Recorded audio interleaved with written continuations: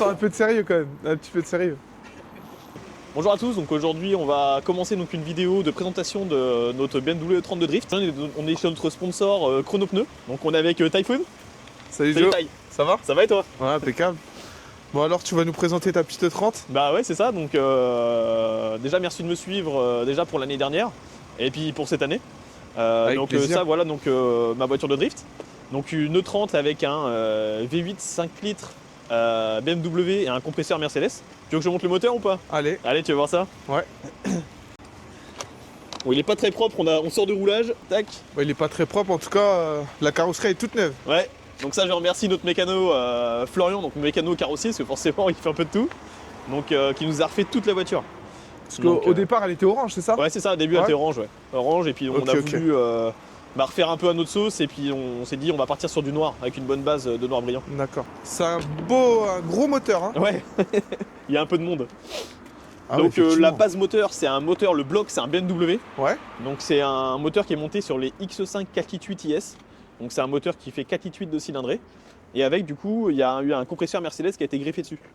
Donc c'est la société, donc le préparateur Jacosport dans le sud qui a monté la prépa. ok. La prépa elle a 10 ans. La prépa elle a 10 ans, elle roule toujours, ce qui est plutôt fou pour une voiture de drift. Voilà, donc elle a fait championnat de France en élite avec le pilote Géraud Bourgoin pendant plus de 10 ans. Et du coup bah moi ça va faire là 1 an et demi que je l'ai. Et puis que je l'aménage pas parce que je fais beaucoup d'entraînement avec. J'ai fait toute la saison 2025 avec. Ah, c'est plutôt costaud, on va dire, comme... Ouais, c'est une prépa qui est très fiable. D'accord. Donc c'est pour ça qu'elle n'est pas impressionnante en terre de chevaux comme on peut voir sur les voitures du championnat de France. Celle-ci il fait à peu près 540 chevaux, 540 ouais, chevaux. ce qui est déjà énorme pour une voiture qui fait 1 tonne et 50 kg. Mais c'est le couple qui est impressionnant, elle fait 900 Nm. Ouais, c'est pas mal du tout. ouais. Regarde, c'est marqué. C'est une BMW, comme vous pouvez constater, mais regardez ce qui est marqué là, juste ici, là. AMG. Donc Et ça, regarde. c'est le compresseur. Compresseur, c'est ça. D'accord, c'est un compresseur AMG. C'est ça. Et regarde, si tu peux filmer là aussi, y a pas de, comme ça il n'y a pas de jaloux. C'est un galet tendeur Renault. Ah ouais, incroyable. Ah, franchement, c'est costaud et c'est Ouais. joli aussi à voir, hein. Ouais, c'est ça. C'est joli à costaud. voir. Pour te donner une idée, donc l'année dernière, on a fait avec la voiture, j'ai bien entre les entraînements et les compétitions, j'ai pratiquement fait entre 20 et 30 roulages. On a D'accord. beaucoup roulé. La seule galère que j'ai eue avec la voiture, c'est l'embrayage. Mais parce qu'il L'embrayage. était d'origine de la Ouais. voiture. Il était d'origine. Il était mascondé. Et là, du coup, tu as mis un embrayage renforcé Bah, ou... il s'est déjà renforcé, mais Ouais. je peux te dire qu'un embrayage qui a fait 10 ans, j'ai mis exactement le même. Ah ouais, non, franchement, bah, c'est costaud, hein. C'est costaud. C'est costaud. Et Du puis coup, c'est quoi? C'est un embrayage de quoi? De 4 litres 8? C'est un embrayage, alors oui, c'est un Sage Performance qui est monté pour les 650i et c'est un embrayage, tu sais, 4 patins renforcé et D'accord. tout. Et du coup, on a une boîte de vitesse aussi de De 650i, c'est Ok. ça. Voilà. Donc Ok, boîte ok. de vitesse manuelle. Il n'y a pas forcément besoin d'avoir, tu sais, comme d'autres voitures, une séquentielle, etc. D'accord. Vu que c'est un gros moteur qui est très coupleux, la voiture qui est légère, vu que j'ai un pont qui est très long, bah en fait, je change pratiquement pas de vitesse. Ouais, ouais. Je mélange, Ouais, je c'est commence en 1, 2, 2. 3. Non, je commence en 2. À Deux. fond. Je passe la 3 ou la 4 en fonction du circuit, j'y touche plus. Ok, C'est tellement long, il y a tellement du couple. En fait, à 2000 tours minute, j'ai déjà 600 Nm. ok. Donc en fait, j'ai du couple tout le temps. Et c'est une voiture qui est quand même plutôt facile à rouler. Ok. Et pour le championnat de drift ou pour la Viking Cup, etc., est-ce qu'il y a des règles, genre on a droit d'avoir une boîte manuelle ou une boîte automatique, ou c'est vraiment boîte méca avec un certain modèle de véhicule? Ouais, non, t'es plutôt assez libre. En fait, si tu veux, je peux mettre une boîte automatique si je veux, Ouais. ou une boîte séquentielle. La seule règle, c'est qu'en fait, c'est le pilote qui doit changer lui-même sa vitesse. D'accord, Tu vois, ok. même si on a des boîtes automatiques, hein, laissez les boîtes de BMW, les 8 HP, il y a pas mal de pilotes qui ont ça sur leur voiture. Par contre, ils n'ont pas le droit de le mettre en automatique. C'est à eux de changer manuellement. D'accord, ok, ok. Mais oui, ça se fait. Ça se fait, c'est très fiable. Ok, ok. Là, je vois qu'on est sur du freinage original. Origine, c'est ça, il n'y a origine. rien. De C'est toute des façon, très bonnes pour- plaquettes, ouais, ouais. des disques neufs. Voilà, il n'y a pas besoin de freiner fort en drift, vu qu'on est sur le latéral. De toute façon, D'accord. quand tu as besoin de vraiment ralentir, tu mets plus de langue à ta voiture, elle s'arrête. Ok, ok. Donc c'est largement suffisant. Et freinage arrière, pareil, d'origine? Alors, freinage arrière d'origine. Après, la particularité, c'est qu'à l'arrière, on a tout un train arrière de M3 92. D'accord. Ah Ok. oui, Ouais, ok. ouais. Donc il est très gros le train arrière, mais c'est plutôt mastoc. Particularité d'une voiture de drift, je sais pas si tu as fait attention, il y a 2 étriers par côté. Ouais, c'est ce que je viens de voir là. Là, vous voyez, il y en a un en haut et un en bas. C'est ça? C'est ça. Ok. Donc en fait, il y en a un pour le freinage au pied standard comme ta voiture de tous les jours. Et il y en a un autre exprès que pour le frein à main hydraulique. D'accord. En fait, c'est un circuit séparé, ça c'est obligatoire par contre, pour la sécurité. Ouais. Donc là, on a un moteur, si j'ai bien compris, de X5 4 litres 8. Ouais. On a un train arrière de M392. C'est ça. C'est ça. On a un turbo, un compresseur de Mercedes. AMG. Ouais. Ok. Ouais, Ouais, il y a franchement, un peu de tout. c'est incroyable. Ouais, tout ça pour une voiture qui fait 1 tonne et 50 kg. Ouais. Et du coup, pour refroidir là tout ça, ça suffit un petit refroidisseur à l'avant ou... Non, alors justement, en fait, là, le radiateur qui est devant, c'est pas le radiateur moteur. En fait, c'est un radiateur qui sert juste à refroidir la température de l'admission. D'accord. Donc en gros, parce que là, un compresseur, mine de rien, ça chauffe quand même. Et en fait, donc là, c'est juste de l'eau qui passe à l'intérieur pour refroidir l'air avant qu'elle rentre dans le moteur. D'accord. Pour le refroidissement du moteur, tu as des câbles, tu as des durites, pardon, qui passent sous la voiture et tout se passe derrière. Ah d'accord. Voilà. Ok. Donc là, t'as un gros radiateur. T'as un gros Donc radiateur, t'as ça un petit c'est ce qui réservoir. refroidit le moteur. C'est ça. Lui, il refroidit vraiment que le moteur. Donc Ok, avec ok. des grosses pales électriques. Et la voiture ne chauffe pas du tout. D'accord. Après ça faut quand même suivre pendant les courses. Ouais, alors c'est automatisé. Donc en Ouais. fait, tu as un calculateur programmable avec des sécurités. Donc si la voiture monte trop en température ou s'il y a un problème de pression d'huile, elle vient à se mettre en mode sécurité pour D'accord, éviter de casser le moteur. Je voulais quand même te montrer la taille toute petite du réservoir. D'accord. Donc, Donc là on est sur du combien de litres 20 litres. 20 litres. Ouais, 20 Putain. litres. 20 litres et la voiture fait 60 litres au 100. Ah ouais. Bon, de toute façon après pour le championnat c'est un tour. C'est pas Ouais, un tour, tu passes c'est 2-3 tours, Ouais, pas voilà. plus. Donc en soi, de toute façon, le réservoir fait à peu près l'usure des deux pneus arrière sur le sec. D'accord. Tu vois, quand tu fais le plein, tu changes des pneus. Ok. Donc, Et là niveau pneus, on est sur une marque en particulier? Alors, moi j'utilise du Zestino parce que c'est une marque qui me suit aussi en 2026. D'accord. Donc une très bonne marque de pneumatique. Donc c'est du pneumatique semi-slick, homologué route, mais du semi-slick. Parce que si on aurait du pneumatique standard comme on voit sur les voitures de tous les jours, le problème c'est qu'avec le couple de la voiture, ça les brûlerait. Et on a déjà fait le test sur circuit, je fais à peine un tour. Ah oui oui. Ouais, et puis j'avance pas, la voiture elle mouline trop, j'arrive pas à prendre de vitesse sur le latéral. Ouais, Donc, parce qu'avec vraiment, le couple la et la hausse, puissance. ça les tue. Ouais, ok. Ils chauffent trop et ça les découpe. Chez Zestino, ce qui est bien, c'est qu'il y a plusieurs grades de pneumatiques. Et en fait, en fonction des circuits, je peux adapter. Par exemple, un circuit qui est très rapide où je vais vouloir dégrader mon grip, je vais mettre de la gomme un peu plus dure. D'accord. Et par un petit circuit un peu plus sinueux ou humide, je vais mettre cette gomme-là qui est un peu plus tendre. Donc tu peux régler, parce qu'on va savoir que quand on arrive sur piste, on fait plein de réglages. Donc tu as les réglages de pneumatique, les pressions de pneumatique, les amortisseurs, enfin voilà, il y a pas mal de réglages qui font que ça change totalement le comportement D'accord. du véhicule sur piste. Du coup en pression de pneu t'es surgonflé ou sous-gonflé? Par exemple, quand je vais être sur un circuit de karting sur du sec où je vais vouloir de la motricité, on va être sous-gonflé. On va rouler aux alentours d'1 bar, voire 0,8 bar. D'accord. Et quand t'es sous-gonflé automatiquement t'accroches mieux ou? Sur du sec, oui. D'accord. Sur du sec, oui, parce qu'en fait, si tu veux, le pneumatique va vraiment s'écraser et du coup, tout le pneu va être à plat. D'accord. Donc ça permet vraiment d'avoir de la bonne motricité. Et quand on surgonfle? Quand tu surgonfles, du coup, ton pneumatique, il devient gonflé, tu sais, comme un ballon, un peu comme un D'accord. pneu de moto. Et du coup, tu réduis la surface de contact au sol. Et bah là, dans ce cas-là, oui, tu vas T'as moins dégrader, d'adhérence. voilà, tu vas dégrader Ok. un peu ton grip.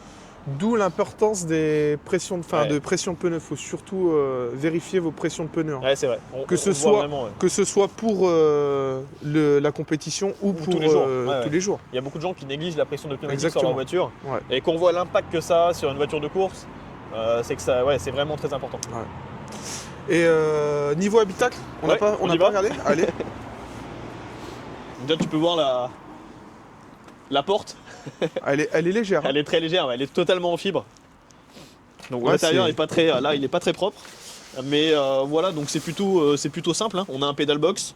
Donc là, elle est vidée la voiture. là, elle est totalement Il n'y a vidée. plus rien. Elle est totalement vidée. Ce qui reste, c'est vraiment le nécessaire. Le seul superflu, c'est vraiment les caches pour Ouais, cacher ouais. les câbles. C'est tout. Exactement. Donc là, tu as le frein à main hydraulique, c'est Ok. qu'on parlait tout à l'heure, donc qui est raccordé au deuxième étrier. Ouais.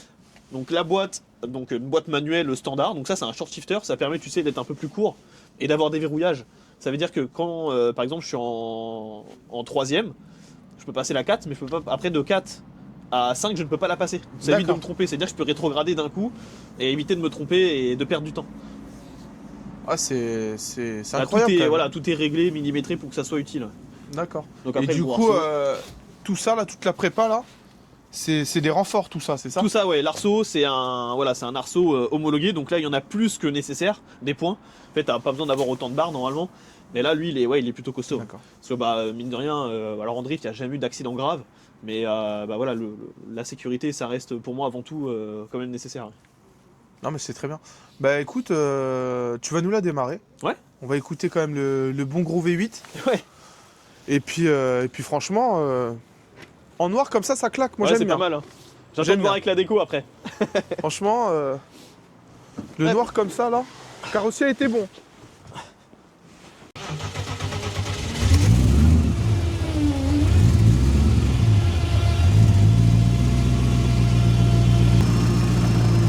Du coup les angles de braquage, Ouais, donc en fait, t'as vu, on a beaucoup de carrossage à l'avant. Donc à quoi ça sert? C'est qu'en fait, quand du coup on est braqué, ton pneu il devient droit. Et du coup, quand je suis en travers, j'ai vraiment tout le pneu qui épouse la route. Et en fait, comme ça, j'ai un très bon train avant. Parce qu'en fait, le train avant, c'est limite ce qu'il y a de plus c'est le important. plus important. Ouais, ouais. Et à l'arrière, ça va être le contraire. J'ai un petit peu de carrossage positif. Pourquoi? Parce qu'en fait, quand tu accélères fort, ta voiture elle se tasse, tu sais, derrière. Et du coup ça limite à forcer. Elle revient à zéro, elle revient Ok. toute plate. Et c'est pareil, j'ai tout le pneu qui va être à plat. Donc Ok. il fait que je vais vraiment utiliser 100% de mon pneumatique. Donc 100% éthanol, hein. Ouais. Elle roule 100% éthanol, c'est obligatoire. Dans le championnat de France, c'est un critère. Hein. Mais bon, c'est important, ça permet aussi d'avoir une touche d'écologie. L'économie aussi. Et d'économie aussi, bien sûr. Ouais. Parce qu'au vu du prix du litre de l'essence. Ouais, et puis à 60 litres au 100, Ouais, c'est vrai que. ça peut aller très vite. Et là, en toute honnêteté, là, niveau budget, pour l'année dernière, t'as quand même un prix à nous donner ou parce Ouais, que c'est quand même un. C'est un budget, ouais. C'est un Parce budget, que du coup, donc, sans parler forcément de l'achat de la voiture, mais il y a tous les consommables, les pneumatiques, l'entretien, les pannes, le déplacement, donc il faut le carburant pour le camion, les logements, la nourriture, ça fait un gros budget. L'année dernière, notre saison, ça nous a coûté environ entre 15 et 17 000 euros. Ah ouais, quand même. Ouais. Et là, cette année, qu'est-ce que tu voudrais faire? Qu'est-ce que tu souhaiterais faire? Et l'année dernière, ce que t'as pu fait, faire? ouais. Voilà. Alors, l'année dernière, donc j'ai fait donc la Viking Cup, Ouais. donc en professionnel, en semi-pro, pardon, c'est en semi-pro l'année dernière. Je suis arrivé 6ème parce que malheureusement mon embrayage m'a lâché à la première course 6ème sur combien? sur une quarantaine de pilotes. Ah ouais, c'est vraiment bien. C'est bien, ouais. Ah, Ouais. c'est vraiment bien. Mais j'ai fait un abandon première course.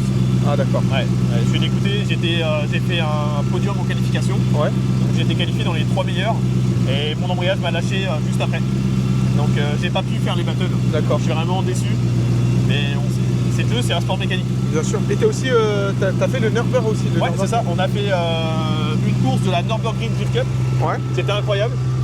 C'était bizarre parce que j'avais jamais roulé sur un circuit aussi Parce que rapide. tu prends beaucoup de vitesse. Beaucoup, et j'avais un peu peur de ça.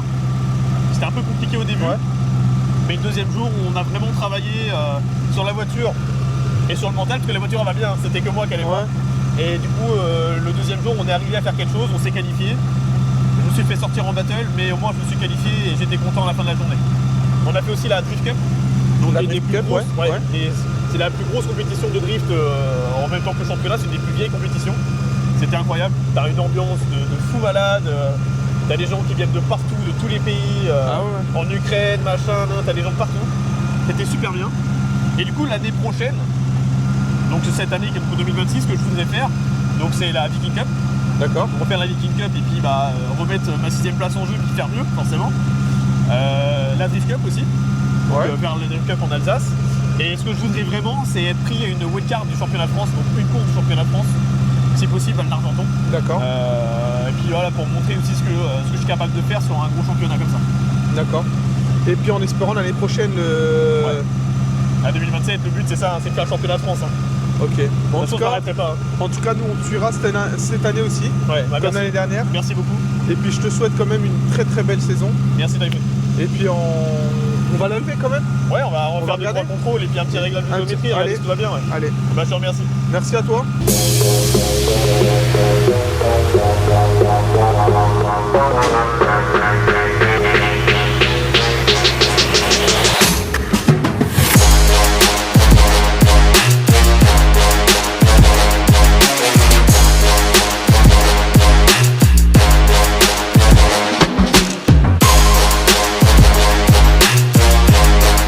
là, du coup, on va procéder à un petit parallélisme. Parce qu'en fait, au Val d'Argenton, c'est ça, c'est Ouais. t'as touché un haricot? Non, c'est Ouais, quoi? un vibreur, ouais. Je Un suis monté vibreur, sur un vibreur, ouais.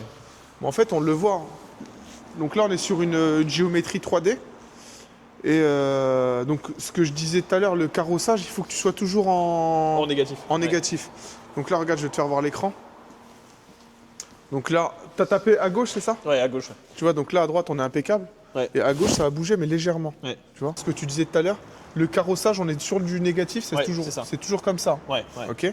Et pour le parallélisme, on doit être dans le vert. Ouais, c'est ça. Donc il y a plusieurs réglages possibles, hein. Ça Ok. dépend de chaque pilote, mais moi j'aime bien rouler à 0, donc que les roues soient vraiment droites. Ok. Donc Et- là, on voit bien que tu as tapé à gauche. Ouais, c'est ça. Donc là, il suffit juste de régler la rotule de direction à gauche, Ouais. de la ramener dans le vert, Dans le verre, équilibrer les deux côtés. pour que ce soit vraiment engordiné en fait.